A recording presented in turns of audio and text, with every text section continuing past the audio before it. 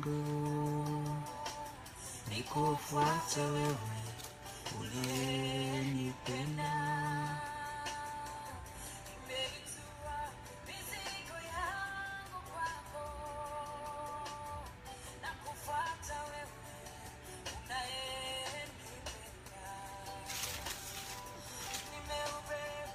Msala nikufuate wewe unayenipenda. Nimejua mizigo yako. Hey guys, join in. Welcome to the Prudentials. I'm inviting Eunice Menja from Oklahoma City. I'm waiting her to connect right here in a minute. Hey, there she is. Hi, Eunice. Hi. How are you? I'm good. Good to see you. Yeah. Yeah. How is Oklahoma? Oklahoma ni kuzuri. Kuzuri, yeah. Just baridi. It is getting cold here. Oh, okay. We're still hot here in Dallas. It's getting cold. My phone is telling me to rotate it. I'm not sure why. But you look fine the way you are, actually. Okay, I do. Yeah, you look good. Yeah. I want to make sure that I invite people too. Yeah. Have you invited your peeps? That's what I'm doing now. That's good. Let them come in. Keep playing the music. Okay. Yeah. This is Esther and Jerry.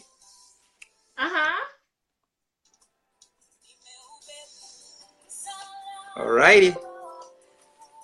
Come on in, guys. Waiting for Eunice to invite some more people here to join our broadcast. Everybody should say hello. Yeah. So thank you. Nimakalai from Wichita, Kansas. Esther Godo, join in. Thank you. I see Elizabeth Gishuki there. Pascalina Kangede. Jerry Smith. Jackie Bojili. Yeah. Karibuni, tupatieni thumbs up. Yeah, hey. Thumbs up. Thumbs up and those loves. Give us those loves, some love. Hey, Rebecca, welcome to the show. Moshina. I see Moshina. Yeah. Msioka from Kenya. Oh, I love Come on in, guys. Join in. Yeah, Magna Stamba. I love welcome to the show. Margaret Mode, join to the show. That's my friend. Hi, Margaret. Join to the show. You don't want to miss this. It's an open talk today. I'm already feeling like I'm interviewing with the with Jeff Koinange. You're on the bench. I'm on the bench. I'm feeling like, yeah. Welcome, Pascalina Kangere. That's my middle name, actually. Pascalina. Yeah. Otherwise, uko Texas kukwaje? Uko kukopoa. You know, it's always hot here. It's always hot. Hmm? Well, you guys should come and test the winds in We should come to Oklahoma, actually, pretty soon. Yeah. Karibuni. Yes. Karibuni. Okay. I think we have a good forum right now, right? That's good. Yes. Barasa Moash. Yes. Victor, join the show. Karibuni nyote. Yep. I think we have a good forum. We can get started. Today's topic, we're going to be talking about marriage, divorce, domestic violence, and parenting. And I have Eunice Menja from Oklahoma City. So, Eunice, can you please introduce yourself to the viewers, please? Hi, everybody. I am Eunice Menja, and I live in Oklahoma. I am married to a very humble guy. His name is Robert Menja. We have two daughters, 19 years old and 14 years old.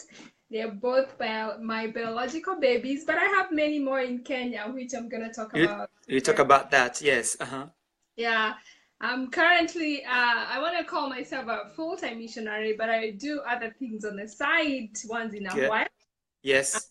Because I do a lot of mission in Kenya. Um, I'm trying to raise orphans and neglected and abused children in Kenya because I have a calling to do that. Uh, Oh, yeah, and I'm an author. I just published a book called The Secrets of Winning. It's a women's book on how to actually cope with all the struggles that are going on, especially spiritual battles. okay.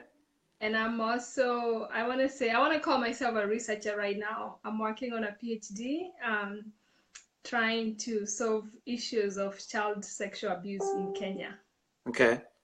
My research, and I wear very many other hats, especially here in Oklahoma. I am a community leader. Yeah. That's pretty impressive resume right there. So you're a PhD student. Which university are you going right now? Actually, I am doing a research through Kenyatta University in Kenya. Okay. I did my master's degree here in Oklahoma at Oklahoma State University. Okay. But I have supervisors both here from the US and in Kenya. Okay. It's the research that I'm doing actually fitted the university, so I'm really excited to work with people in Kenya and on the ground. Oh, that's good. That's very impressive. And where are you from? In Kenya, where are you from exactly? I was raised in Nyeri Okay. County. Okay. Went to a primary school called Kaheti Primary School, and I Uh-huh. went to South Tetu Girls High School. It's also in Nyeri. Oh, South Tetu Girls. Okay. And you Yeah. went to Kenyatta University, KU, right? Jomo Kenyatta University. Oh, Jomo Kenyatta University. Okay. A civil engineering degree there, and I also worked there before I came to the US. Oh, that's good. And for many people who doesn't know, I brought Robert Karaya Menja. He's the husband to Eunice Menja, the guy who came here a few weeks ago, and he was talking about the finance, the 401k, 529, and all that good stuff. If you can remember, this is Eunice, is a wife to Robert. Today's topic, it's a little bit, it's mainly meant it's for bigger people. If you are less than 18, probably this is not a good topic for you because you're gonna be focusing. I'm Yeah. not gonna be very offensive. I'm going to use very standard language. Okay. Okay. Yeah. Alrighty. Oh, that's good. Yeah. Let's talk about marriage, and I have 4 sections here, Eunice, if you don't mind. We're going to talk about marriage, divorce, domestic violence, and parenting. And after each and every section, we're going to pause and take the questions from the viewers. For the viewers, please, if you can comment and leave the comments below, we're going to make sure each and every question is answered. Can you please tell us the tips of the best marriage, if you will, please? I'm gonna talk about the tips that I have actually used because I am a marriage coach and I have also gone to school. By the way, my major is in human development and family science, which I covered a lot of marriage classes, and I've also worked with a lot of families and people who are trying to make their marriages get stronger. I want to say the first information or the first tip that I give to people who are married is communication.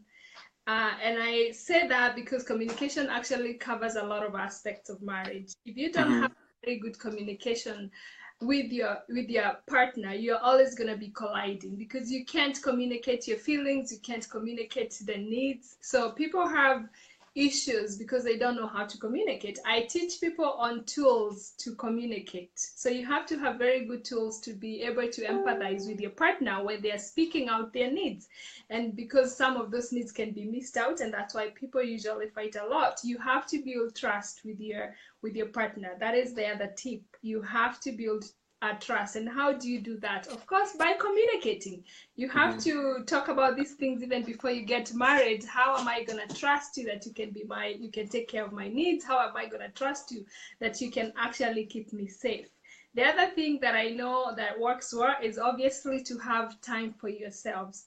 A lot of times in this country, especially in the US, couples don't have time for themselves. They are busy going to school, they are busy taking care of children, they are busy taking care of businesses and work. So if you don't have time for yourselves, time alone with your spouse, it is very, very important. I make it a point to where I have to have a date night with my husband.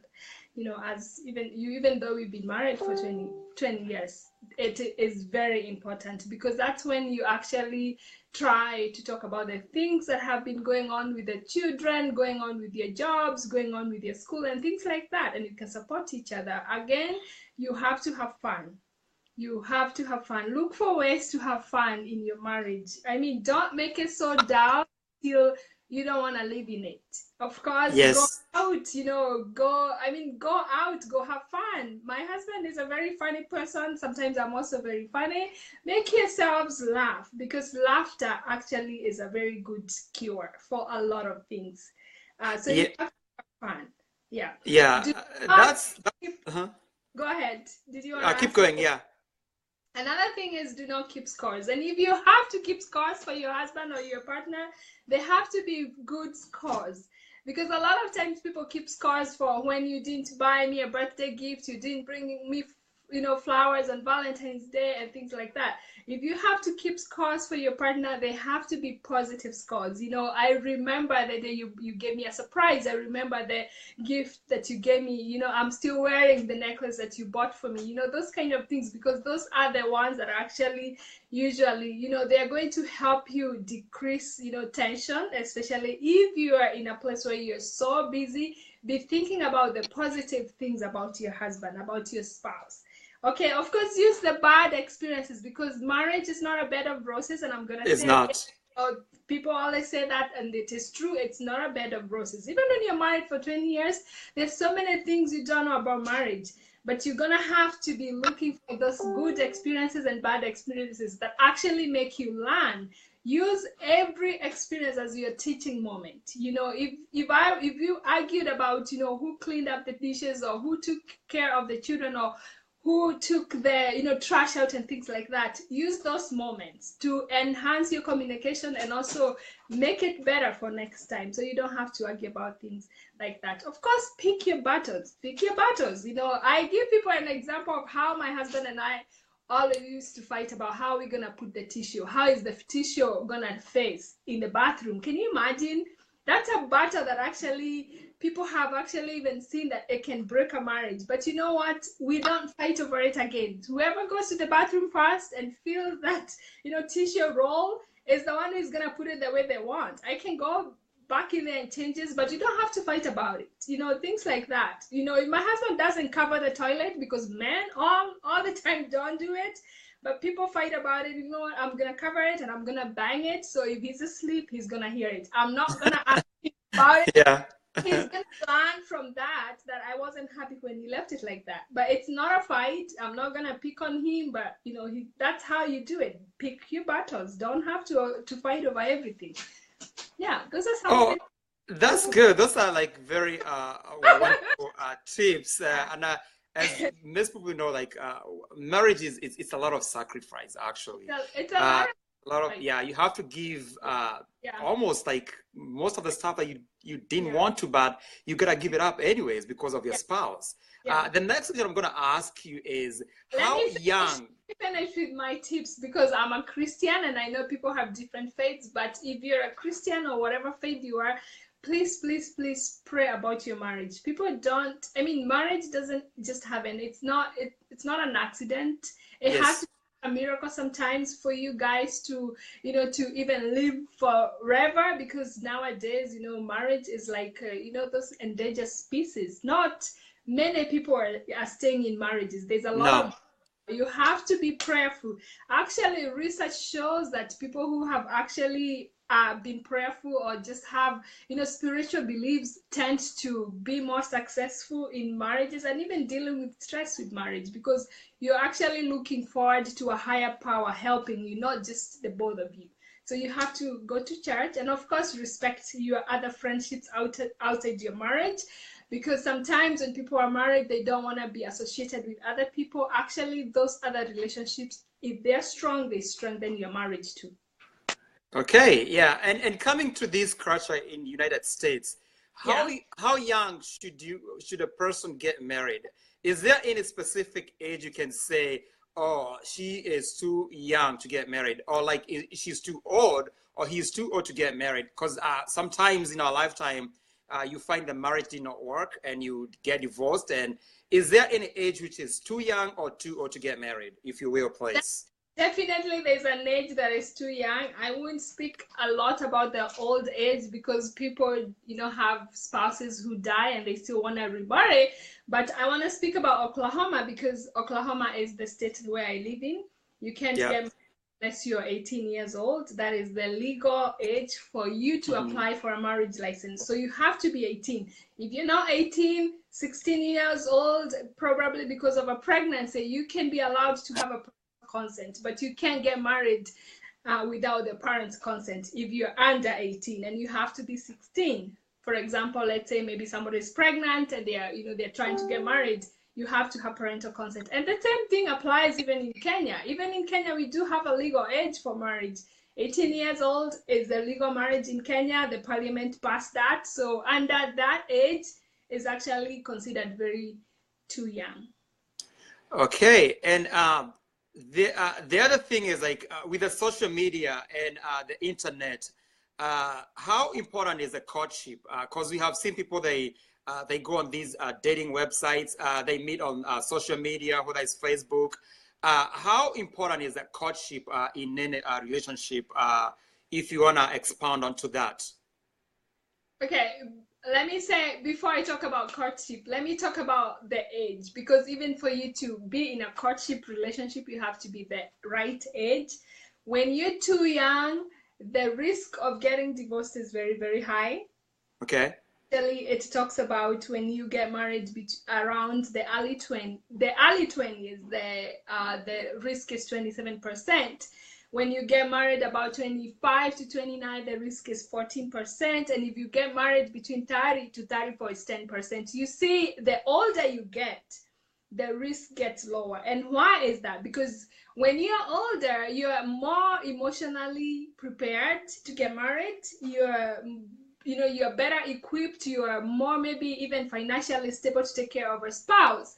So during courtship, those are the things you actually look at. When you're courting with somebody, you have to be looking at how is this person going to be able to take care of me? How am I going to be able to take care of them? Because if I'm too young, I'm not going to be emotionally prepared to handle the stresses that come with marriage. Does that make sense? You have you have to really be talking about those things. And when it comes to courtship, you don't just court, you don't just go out for dinner. There are some programs that are actually designed for that purpose, because when you're courting with somebody, you want to go find out what are their beliefs, what is his belief system, why does he want to get married, what are his goals in a relationship. Maybe he just want to have fun and never want to have a child. If you don't talk about those things when you're courting, you're going to have problems and you're trying to have children, because maybe he already made up his mind. I'm not going to give up. I'm never going to bear children because of this other reason. So those are the things that you actually discover with somebody when you're courting. It helps you to prepare for that person and know how you can take care of them, because you already know who they are. In that relationship, you develop a friendship, because unless you're in a friendship relationship, you can't get married to where you're happy in that relationship. So friendship is very, very important. And you know what? It's also a time where you actually decide if you want to be in that relationship. Yes. Because it's not too late to, to say no to a marriage. If you're not married, it's going to be too late when you've already tied knots. So if you're not compatible, you're not going to be compatible when you get married. But and then my next topic, I keep on hearing this saying, the opposite sides attract. How true is that? Because so many marriages has failed because of incompatibility or the mismatch of characters. I don't know how true that statement is, because I actually think you have to be on the same, to be on the same page. Yeah, and opposites usually do attract. Okay. Actually, I want to say even from the basics, when God created Adam and Eve, they were both opposite. Okay. If Adam was to be given another man, it wouldn't have been a relationship, because God Yeah. designed it for it to be like that, because they're supposed to be opposite. Because when you meet Adam's needs, Eve meets Adam's needs, and Adam meets Eve's needs. Okay. That's very true about opposite. What matters is what are you gonna do with the differences that you guys have? Because the differences actually are the ones that tend to actually create a wedge to where people don't cope. But imagine marriage as two pieces of a puzzle. Okay, if you have Yes. two pieces of a puzzle, do they need to be do they need to be the same to No. actually? They have to be different. Different. Those two Exactly. pieces of a puzzle have to be different for them to match, and Yeah. that difference is what is very, very important. I want to say that you being a man and me being a woman, whether I have my personality, whether he has his own qualities, actually, that is even the best. Let me give you an example of when I'm traveling to Kenya. I take my charger to Kenya for my phone, right? Yes. But I can't plug it straight away to the wall because it's from the US. Does that make sense? Yes. So I have a charger. Yes, it's a charger. The whole purpose for this charger is like a partner. You do Yes. have to look for that adapter that actually allows you to plug in your phone on the wall, at the same time charge the phone just like you charged in the US. So when you get married to somebody who is not the same as you, you're gonna have to look for that adapter. And when do you find that adapter is when you're courting. When you sit down and say, these are my likes, these are my dislikes. Where are we gonna meet? That's the adapter. We look for the middle ground. You know, I like to yell, I don't like yelling. So we're gonna work on how we can talk without actually making the other person angry. You know, I like to clean. My husband likes cleanliness so much. I don't like cleanliness so much. You know, he arranges his clothes in colors. But you know what? We are able to be compatible because when he does his clothes, he can put up his clothes, and he doesn't have to feel offended that I didn't hang his clothes. You know, Yeah. you just have to agree, and that communication is actually what the adapter is. You know, you be empathizing, acknowledge the differences, and empathize with the other person to where you're actually coming towards his direction and he's coming towards your direction to meet where you can actually be compatible. You will never be the same people. That's a really good example, especially for the charger and adapter. Yeah. It makes a lot of sense.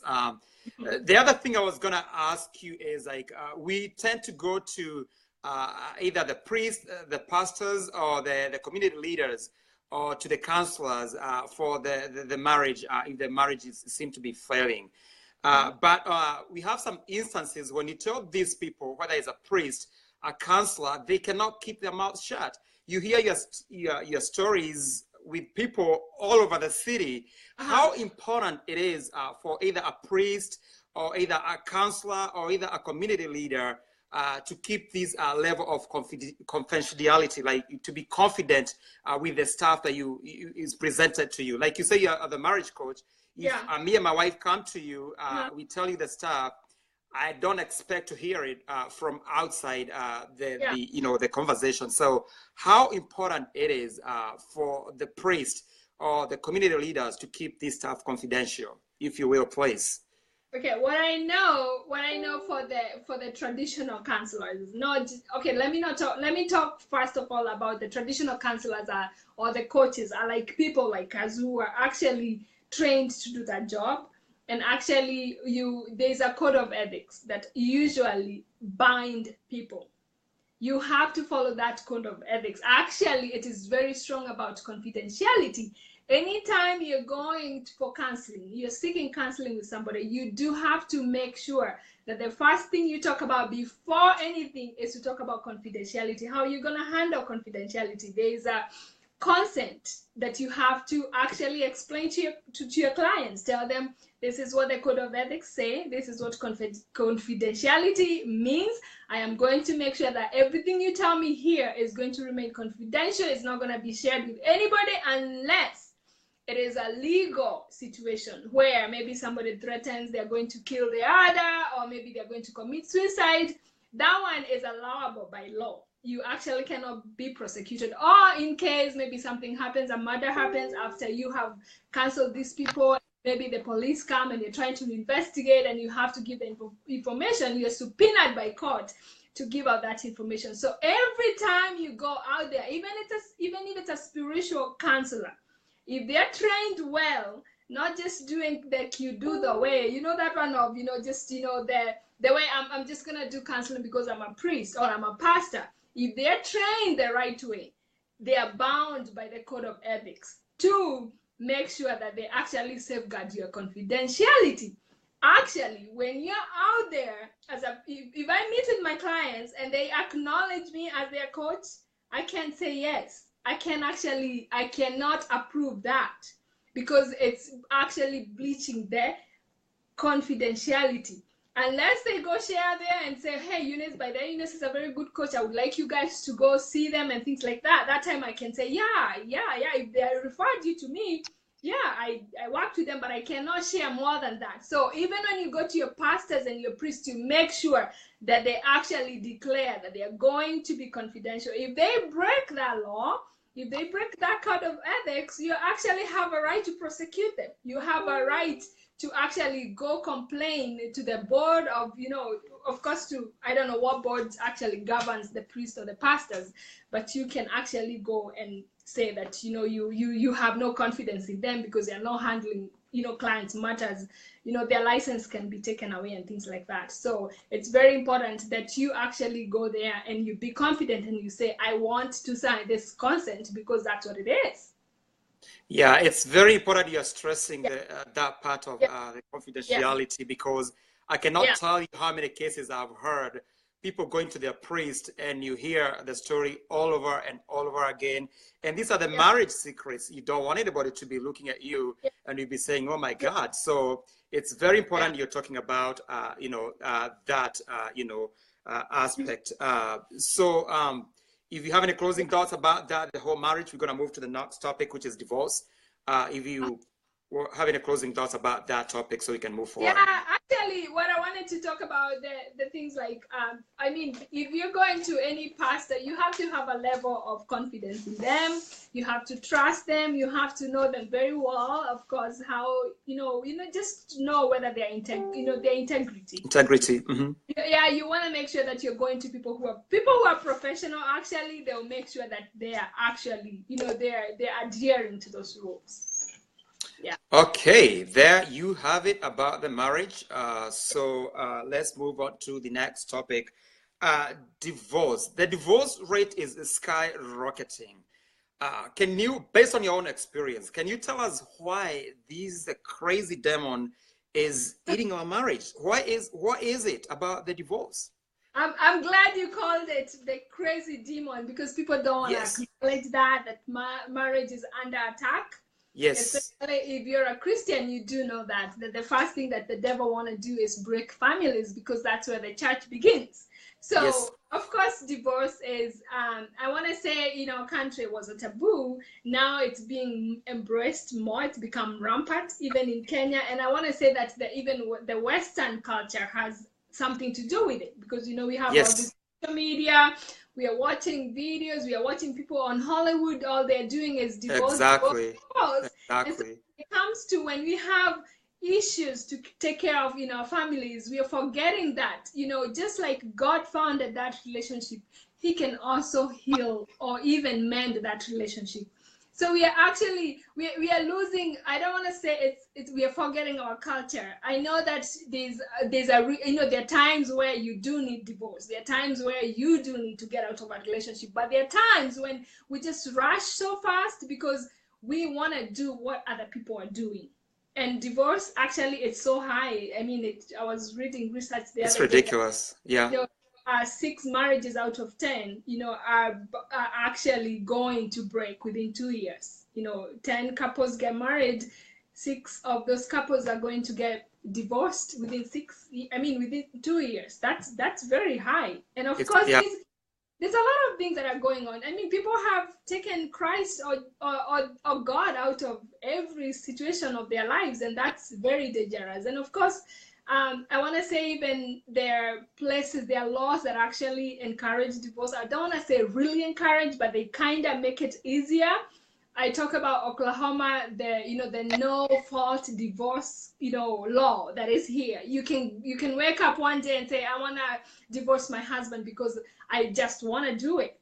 You don't have to say he did this to me. You don't have to say that there's anything wrong with the marriage. You just say, I don't want to stay in the marriage, and you're granted divorce. And other people, especially scientists or people who have done research, have realized that divorce is actually causing a lot of other problems, economical problems, youth Yes. issues and stuff like that. So a state like Oklahoma actually has a marriage initiative program where they actually want to empower people who are married. They want to make sure that they are reducing divorce rates, because it has ripple effects on our children, on many other issues, depression, all those things that are being caused by divorce. So there are many things that have encouraged divorce, and there's so many other things that we can avoid, as especially people who are from Africa. We know that we want to build our marriages and not look for ways to break them. Divorce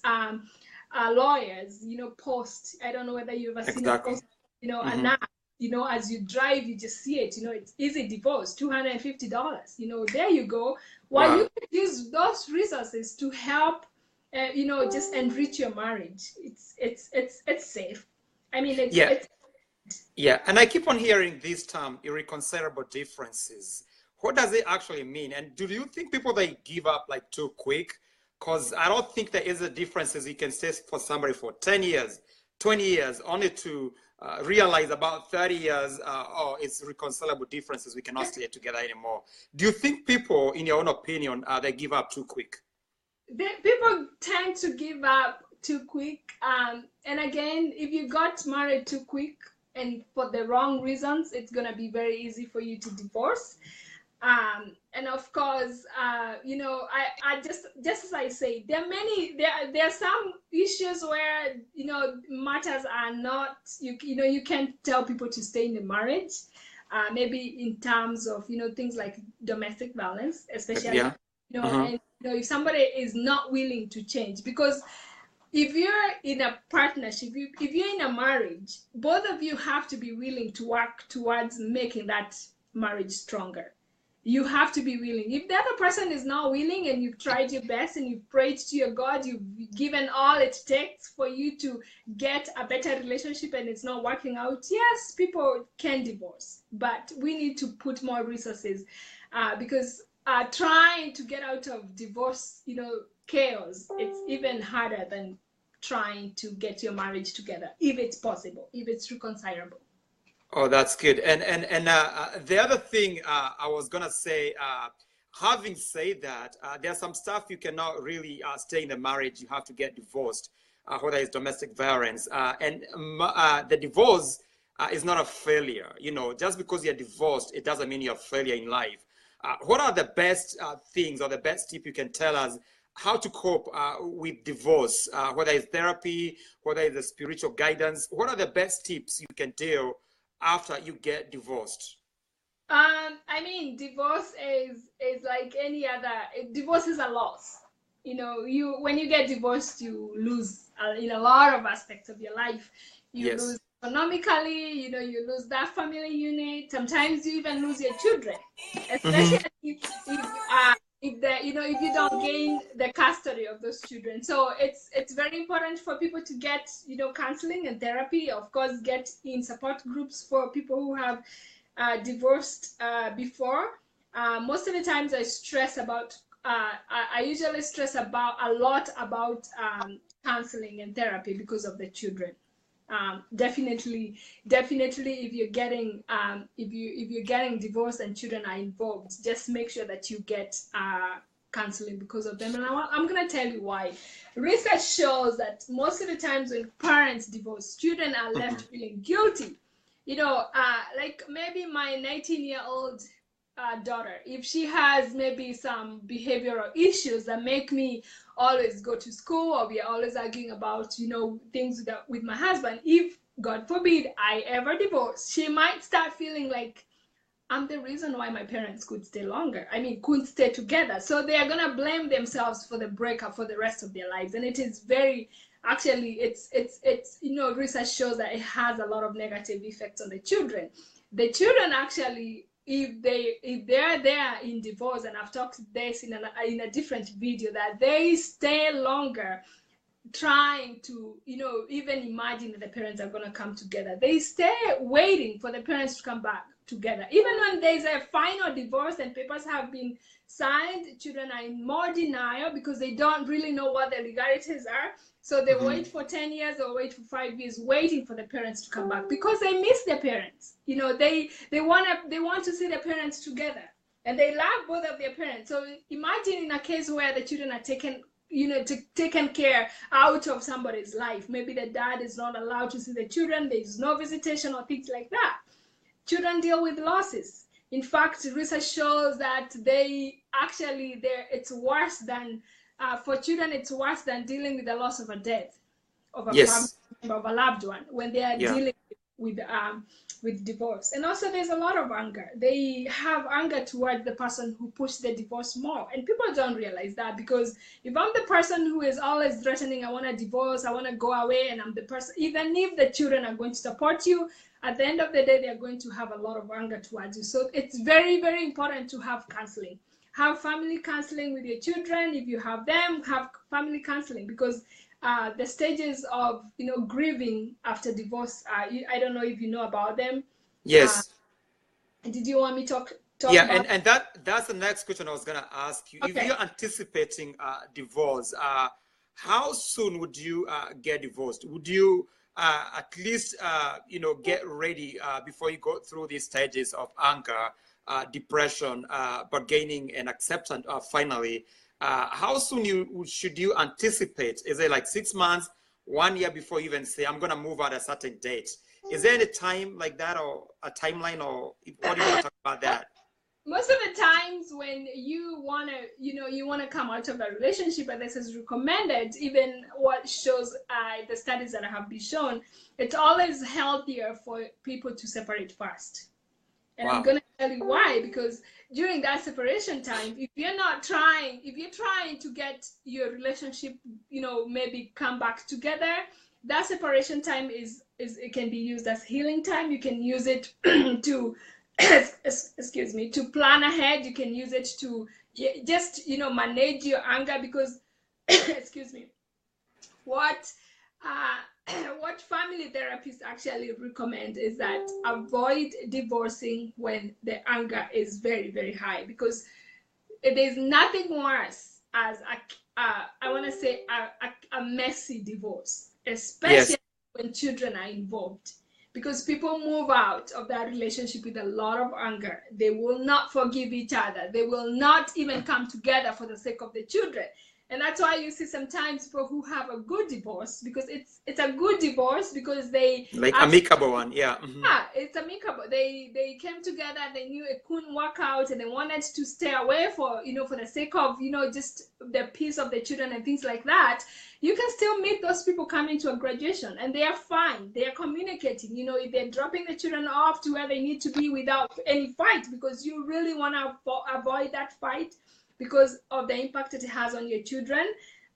Also, of course, it's also a time for you to organize yourself economically. You don't want to go out of a relationship knowing that you're just going out there to make your children suffer economically. Maybe you were he was a breadwinner and you don't have money to support that, the children that you're taking away. So make sure that you have time, the separation time, before you actually do the divorce legally, to prepare yourselves for the things that are for the stages that you're going to face later in life.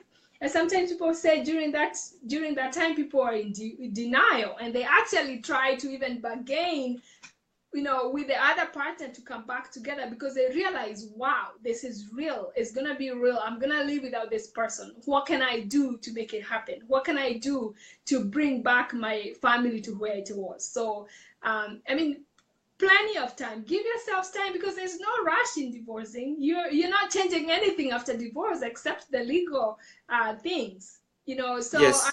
we advise people to get out if it's a situation where your life is threatened. You get out in a separation mode, and maybe divorce as as time comes, because time is a healer too, because you're trying to, even depression, if you divorce so quickly, of course that stresses so much, so you're gonna go into depression mode, which can affect you. Even when you think that you're moving on to a better life, it even gets worse for you. That's why you find even people want to harm each other. They want to commit suicide, because what they thought was gonna work, it didn't work out. Wow, that's very interesting. I never thought like maybe the separation would be the best thing to do before you you divorce. I thought maybe if you have like differences, you just move out. But that's a good pointer. Maybe for people who are anticipating. When you're in separation, you can reverse. It's easier to reverse when you've already done the divorce. So if you go to where you feel like, as somebody realizes, come back to their senses, and they think they're losing a lot more than they're gonna gain, and they decide they want to have that counseling, or they want to go to those classes and get it together. And that's why even in situations where there's child abuse, that's what the judge tells people. We're gonna take away your children. You go get these classes, because they know they work. They know those classes, therapy helps. So there are times people can come back together and not actually proceed with divorce. Wow. Okay. That's good. I don't think I've seen some people that are commenting here, but I don't think any specific. I haven't seen any. I see somebody saying that children also need counseling too, and I said yes. That's the first thing I'm stressed about. Children do need counseling, actually, more than anything else. Yeah. Okay. Righty. The next topic.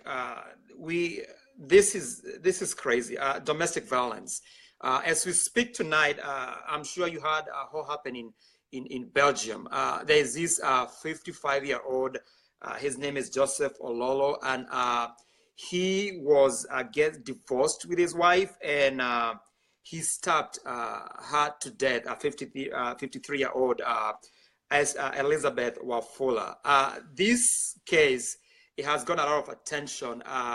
And one of the reasons why we did this video is just to bring the awareness of somebody who might be going through the domestic violence. In regarding to this case, maybe you can explain to the viewers the real meaning of the domestic violence, if you will, please. Wow, that is huge, George. I have to say that when I read that story on Saturday morning, I cried. I shed tears. Yeah. And the reason why is because there's really nobody deserves to die in domestic. No. There is nobody that deserves to die in the name of love, especially when you're in a marriage. It's, domestic violence sometimes people don't talk about it because of the taboo, because of the, our culture that we carry with us, but it's real. Some of us have witnessed domestic violence. Exactly. Yes. Children, we see parents, are pushed and hit and, beat our moms. Most of our parents, And we didn't have, we didn't say anything, or even if we said, nobody listened. So domestic violence is deadly. It's when somebody is violent and aggressive behavior within the home is what it's called domestic violence. It can be physical, it can be emotional, it can be psychological, it can be sexual, it can be economical. Okay, and I keep on hearing these ladies say, you'd rather beat me up other than abusing me emotionally. How dangerous is that? When somebody tell you, you better beat me up instead of abusing me emotionally. I keep on hearing this a lot of times, like people that would rather be beaten up by men, and we're talking about even domestic violence. It can affect men too, just not on a woman. But I keep on hearing these people, they don't want to be taught some stuff. They would rather be beaten. I have heard people saying that. If you want to explain how dangerous that is, and it's come to like the battered woman, Any form of domestic violence, George, is very harmful. Yeah. It can take a toll on your health. it declines your health, and it doesn't matter whether you are the child in domestic violence, whether you're male or whether you're female. It doesn't matter whether you're in a marriage relationship, because it's not only in marriage relationships that we have domestic violence. We have domestic violence when people are courting. We have Yes. domestic violence when people have a child together and they are raising a child together, not necessarily married. And what happens in domestic violence is that one person takes control. They want to actually isolate you from the world. They want to, because they want to be in charge of you. They are doing that to hurt you. And so when you're in such a relationship, you have to recognize that your freedom is taken away, and you might as well just lose your life, just like Elizabeth. Yes. And what happens when you're isolated, when your money is taken away, when you're coerced, when you're threatened, when you're blamed for every small thing that happens, you feel like you don't even belong to anybody. You don't even feel like anybody would listen to you. And so I want to speak to the people who could be in domestic violence relationships. You have to look out for these signs. The red flags of people who can be violent or who can be abusers. You can see them when you're dating. Yes. You can actually notice them when you're dating. Of course, when when you're growing up, most of the times all you heard is that the husband is supposed to be, to be in charge of the woman. And we carry that culture with us even into relationships. Even when you're educated, you see, the case of Belgium, those people, they were prominent, of course. Very, yes. And definitely Elizabeth was probably being controlled and abused, but she never spoke up to where even the friends did not recognize. They didn't see the red flags. So yeah. The other thing I was gonna say is some of these ladies, they don't want to call the law enforcement because they live in an apartment. Maybe they don't have good job to pay for the apartment. Maybe they have children. They don't want to call the policeman because the husband is gonna be jailed. What are some of the tips you can advise mostly ladies? Because I can tell you so many cases here. I have heard people, they don't want to call the policeman because of the children, job, maybe they love them. What are some of the tips people they can get out of these harmful relationships? Most of the reasons why domestic violence gets so deadly is because somebody feels like they're losing that control. Yeah. So a lot of people, if you listen to people who have actually answered in a survey why they didn't leave domestic violence until it turned out too bad, is because of those reasons that you have given me. The economical burden. I don't want to go because he's a breadwinner, because I don't have a job. He never allowed me to get a job. I have children. What am I going to do with them? Exactly. Yeah. My parents paid dowry because, dowry is paid for, for women, especially in Africa. So there's so many things that people actually tie to reasons why I can't leave this relationship. But thank God, we're in America where there is a helpline. There is a helpline. There's a helpline. It's 24/7, and I want to read that number for anybody who. Please do. Yes. The number is 1-800-799. I know it offhand. 7233. 1-800-799-7233. I have given this number to numerous women, and this is a national helpline number. This number will help you get some of those things that you're fearing about. You're saying, I won't get an apartment. Guess what? The helpline, they can get those resources for you. They will get you a safe place where you can take your children. They will get you food for you to eat. There are shelters for women who are battered and abused. We have resources. Don't be killed like Elizabeth because you're afraid to step out of that. It's like a safety. You feel like it's your safety zone, but guess what? It's not safe if somebody is abusing you, because the abuse that is on you, whether it's emotional or physical, it's getting onto the children. So you better call that number. You can call if you're afraid to call. Get a neighbor. That's a number. Yes. It's a hotline number. It's just like 911, and they will get you help. Yeah, and the other thing is our parents back home. When you tell them like you're going through this stuff, they say, "Me and your dad, we stay for over 40 years. you know, he was beating me every day and I didn't move out. They keep on telling their daughters, you gotta have to stay in this marriage. What do you tell those kind of people, or even the parents who might be watching this, as a tip of advising their daughters and their sons when it comes to the domestic violence? When it comes to domestic violence, only the victim knows the pain. Yes. So you're gonna have to make it your business. If it's that painful to where you're calling your parents to tell them about it, it's not about them. They might not have been killed, they might have stayed in that relationship, but you don't have to do it.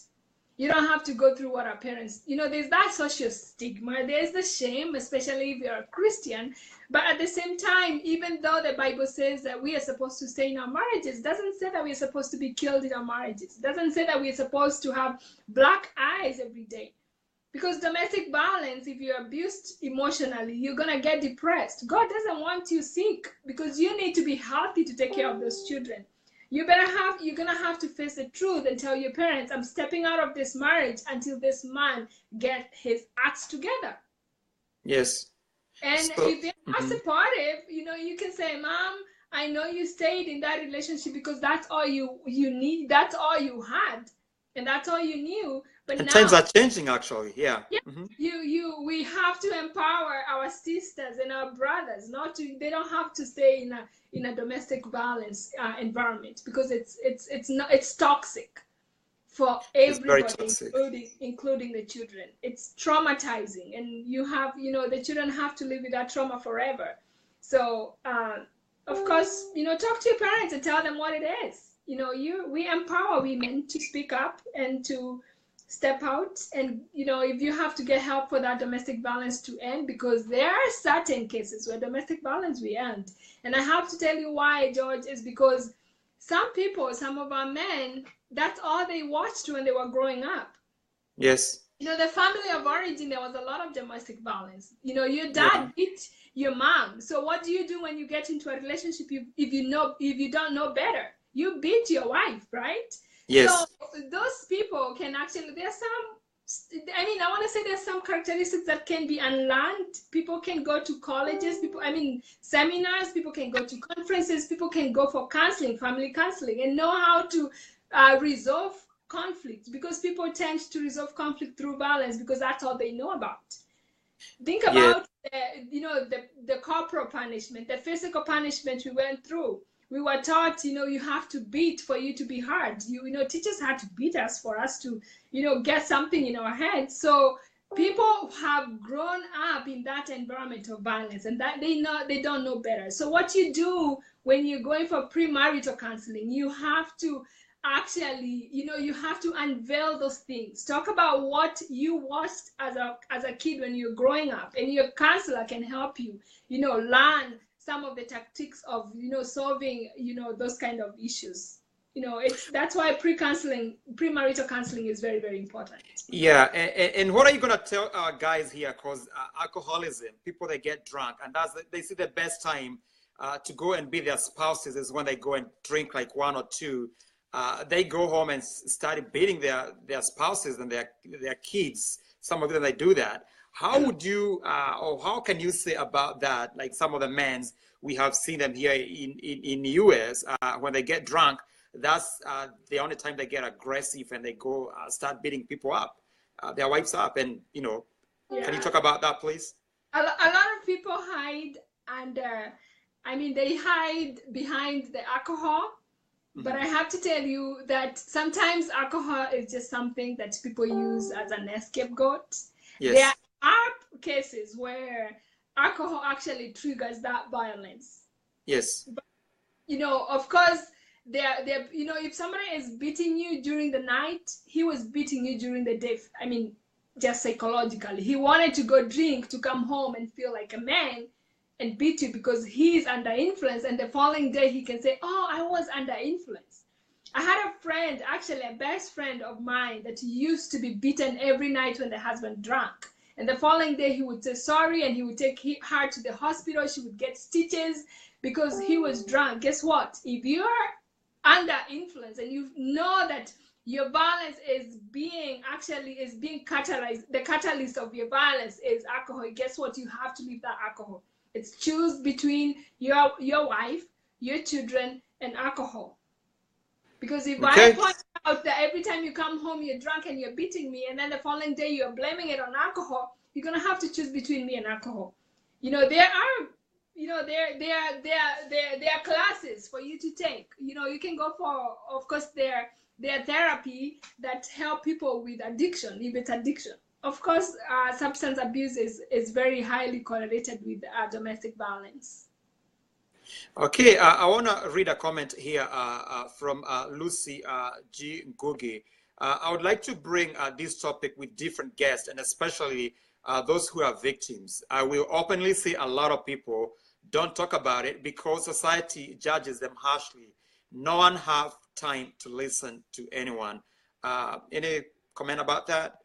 Oh, definitely. I mean, the video that I did after the death in Belgium, actually, I have gotten a lot of inbox messages from victims. People who have said thank you for talking about it, because I don't have courage to say that. Of course, people who have survived domestic violence, I really applaud them, especially if they came out safe and they didn't wait until they were killed.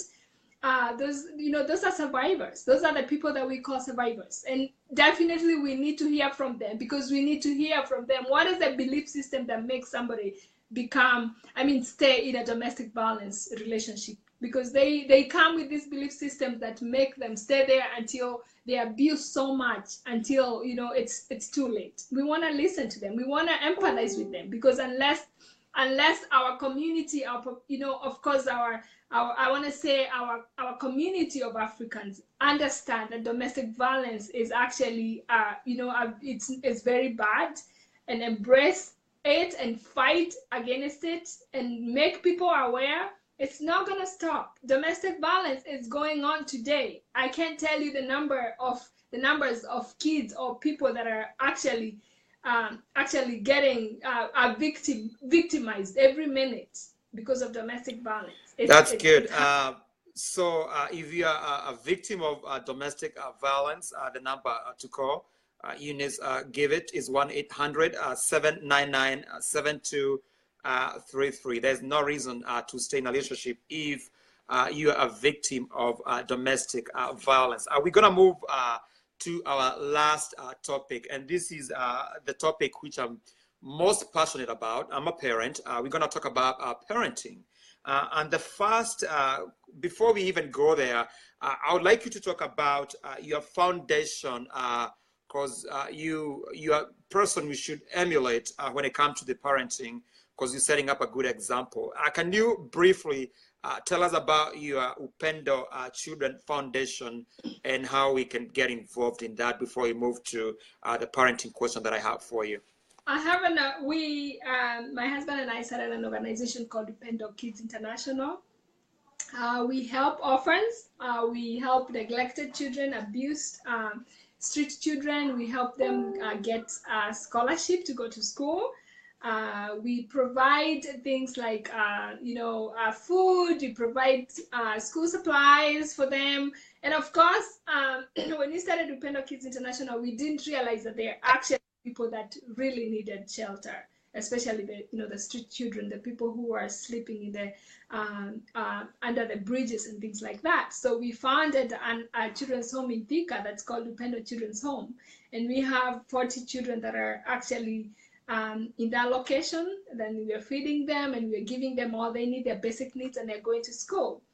We have for the last 5 years, actually almost 6 years, they have been there, and we've seen them grown and mature. We have graduated from KCP, and they have gone to high school. We actually have 2 children that did very well last year, and they got sponsored by Equity, the Wings to Fly. They're going to national schools. You can get involved anywhere, going on a mission trip. Our website is called Upendo Kids, www.upendokids.org. That is upendokids.org, right? Yes. And You can actually, somebody typed it there. Thank you, Faith. Oh yeah, thank you, Faith, for doing that. You can Yeah. click on there and actually donate. We are looking for money. We've been fundraising because we want to relocate to a bigger place because we've grown, and yeah, things like that. We have exciting things for our children. May God continue blessing you for your good work. Let's talk about the tips of raising successful children here in diaspora. If you want to give us tips about that too. I will give tips based on my parenting. Yeah. My oldest is 19 years old. She just now joined the university, University of Oklahoma. Wow. And she is on a scholarship, full ride, because she is a very smart girl. She's been on to a different country in Netherlands for 2 years. So it was also a full scholarship because she did very, very well. What we have managed to do with my husband, I don't want to take all the credit because God has been the center of our parenting. We have taken our children to church. We have taught them the values of being a Christian, the values of being an African woman. I don't want to say that we adopted every culture that we found here. There is good and bad. When you're a parent in America, you have to pick and choose. We have taught our children, both of our children have gone through the Passport to Purity program. And I actually also do with other parents who request for me to do it. It's a program where we teach our children to stay pure and to actually focus on the purpose that God has created them for.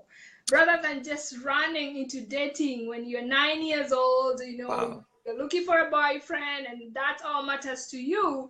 And we remind them that we are in this country because God sent us here, and we have to be careful what we do with our bodies. And so we have actually very good, you have to have very good communication with your children, have open communication with your kiddos so that they can listen to you and you can listen to them. My children are very free with me and with their dad. If you have girls, research shows that they need to have a very strong relationship with their father. So George, if you have a daughter.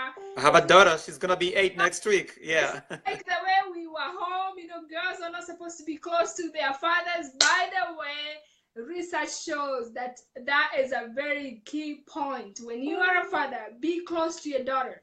Hug her, let her sit on your laps and things like that, because as they grow older, they don't have to have that urge of having, another man taking care of them. Exactly. Know that their daddy is there. Be open to them. Of course, take them to camps, encourage them to go to different camps, especially if there are some camps that are available in your community, whether they are educational, whether they are Christian. We've taken our children to Christian camps and even educational camps. Be involved in school as a parent. Be involved in school as a parent. I know when we were in Kenya, the only time my parents went to school was when we were in trouble, Yes. all the things like that. But here, yeah. All the teachers, go to school and volunteer, because the more involved you are, the more you're going to help that child understand how important your education is.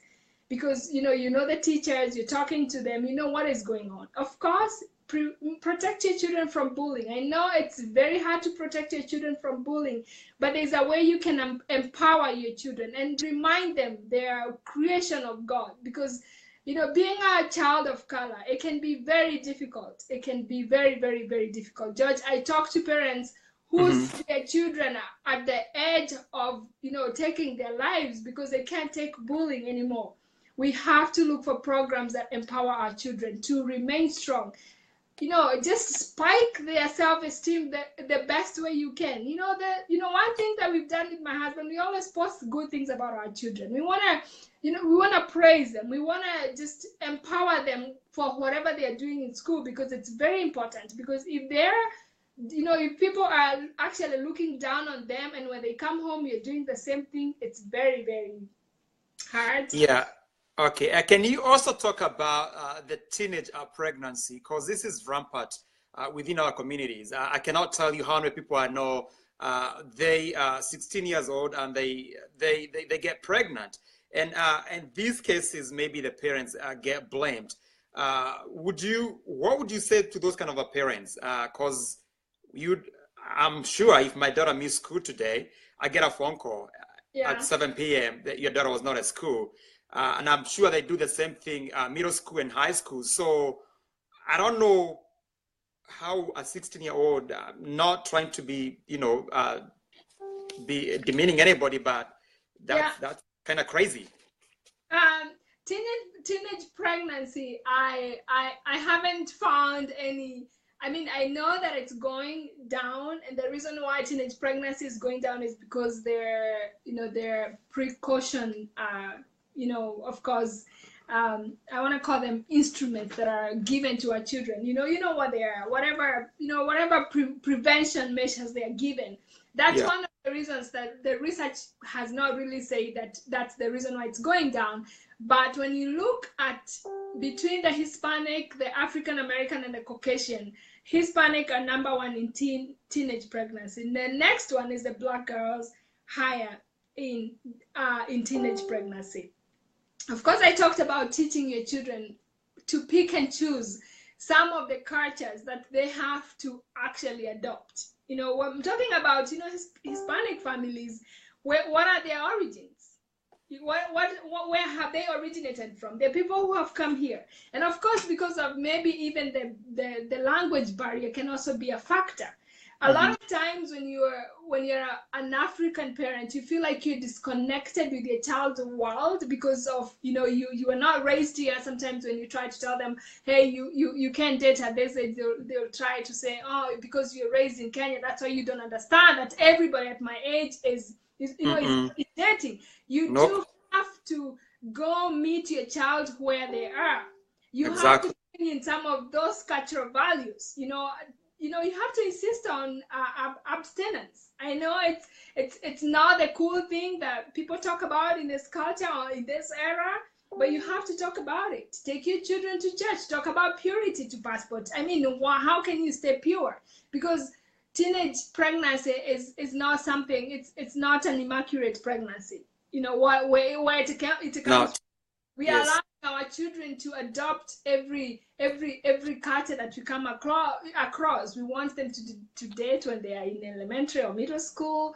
What is going to result to? Those kids are immature. They're babies. They're not going to be able to make the right decisions. And yes, sometimes you can blame the parents because you're letting your children have all that freedom and not you controlling the freedom, because you have to make sure that you protect your child. Just like we were protected back at home, you have to make sure that you protect what your children are doing on social media, because if they're talking to somebody that you don't know, strangers, it's gonna end up showing up in your house when you're at work, and then you find out your child is pregnant because you did not monitor even who they're talking to, what they're doing on social media, what kind of exposure are you giving to your children? Because you have to also remind yourself, even though you're giving them all this technology, it can be harmful too. They use that as a tool to destroy themselves, and a lot of things happen through our phones and internet. I cannot tell you how many times I have had, my 16-year-old daughter went to the sleepover party with her friends, and we don't know what time she's coming home, and I'm like, I don't think that's a very good idea when, seriously. Don't your children to sleepovers if you don't know who is going to be there, because that's the first question I ask: who's going to be there? They're going to be a boy. Who are the parents? And the parents going to be a present. My children can't have a sleepover if I'm not there. Even if it's at my house, I trust them, but I want to be a responsible parent. I want to be responsible the same way I want somebody else to be responsible when I'm sending my child there. So you have to really make sure that you know where your children are spending the night. Yeah, trust me, I have a girl, but I'm not messing around with this one. So I'm gonna keep her, monitored all the time. Yeah. You can get a gun too. So the last question, I think we have focused so much on the girls. The last question, would you like to address about the young men who come from Kenya or Africa in general? They end up in jail here because of the bad behaviors, drugs, DUIs, and stuff like that. Would you want to comment on that? That's also a lot of that is actually related to stress that people actually find themselves into. They find themselves into stress, and a lot of times when people are stressed, they look for ways to numb their stress, or if they're in kind of pain, they look for ways to numb their pain.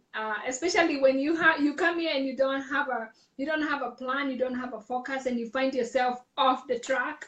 Like maybe you lose your student status and you can't do anything. You feel like you're in trouble all the time. That's how people end up in a lot of those bad company, and they end up doing drugs and alcohol because they have lost focus and they are feeling like they can't go back home because they are stuck here and the parents are expecting them to take back home degrees.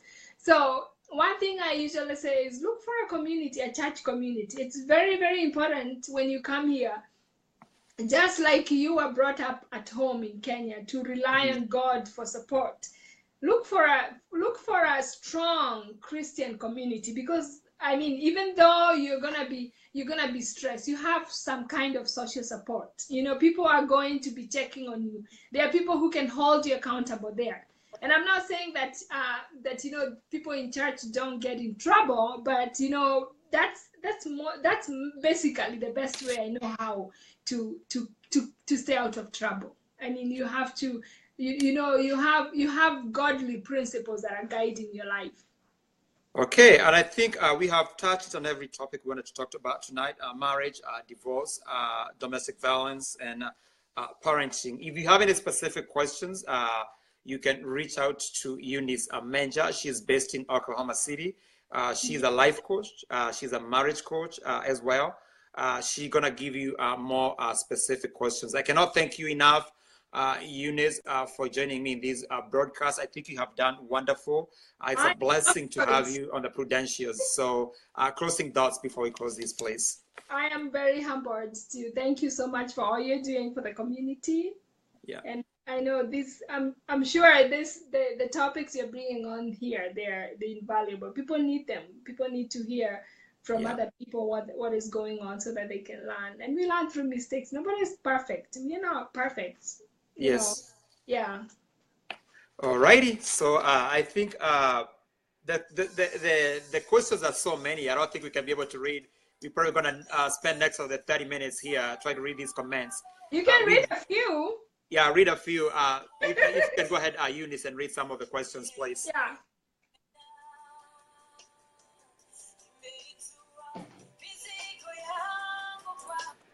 I see somebody saying that, yes, they come with so much expectations. Then when these expectations are not met, they turn into drugs and alcohol because they lost focus and they don't seem like they're accomplishing what brought them to this country. Of course, respect the law too.